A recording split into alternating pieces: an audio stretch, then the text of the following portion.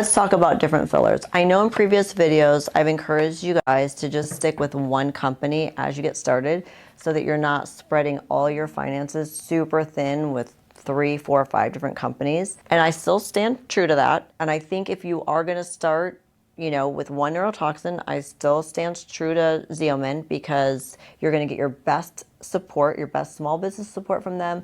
The cost is going to be the lowest and the rewards are the highest. So that's a great place to start. And Versa for your filler. So Prelinium, they don't have a neurotoxin, right? So they just have filler.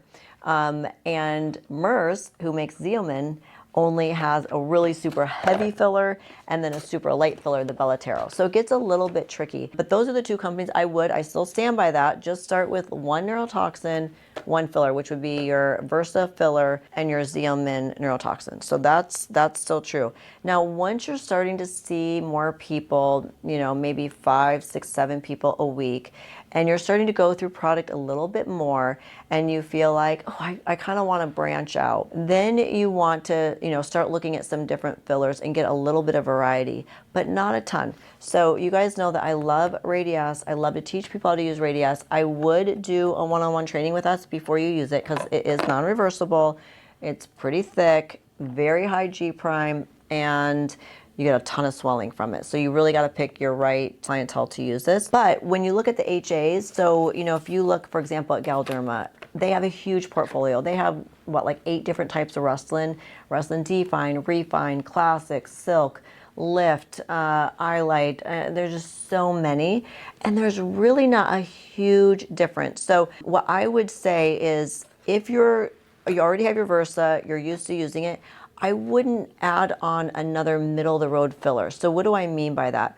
Middle of the road filler would be like a Juvederm, anything Restylane that would be like a Define, a Contour. Those are still going to be a little middle of the road. So if you're ready to add on something more, but not quite ready to go all the way up here with something super high G prime and heavy, I would step up to another HA that's a good, robust HA. So you've got your standard. Go up to something like Voluma, if you're an allergen favorite person, a Restylane Lift, if you're a Galderma person, a RHA 3 or 4, if you're a Revance person, so that you're not just getting another filler that's pretty similar.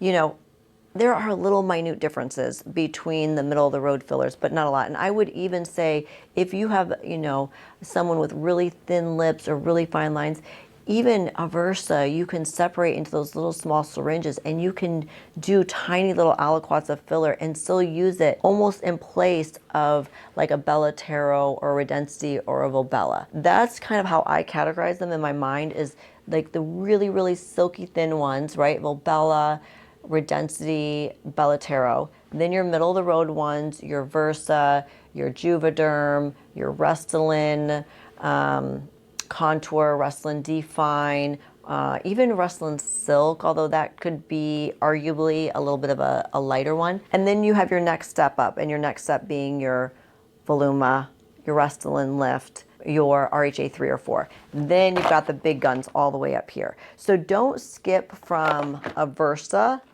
up to a Radiesse, right? Don't do that. But also don't stay too parallel in the middle. So if you have questions about this, I'm happy. I have tried every single filler out there. So the only one I haven't tried is Evolus has a brand new filler out. I have not tried that yet because I'm not in love with Jeuveau. We use it, but I'm not obsessed with it. So I'm definitely a very small account with them. But if you just want to know, like, hey, I'm used to Versa, Amy, like what would be my next step?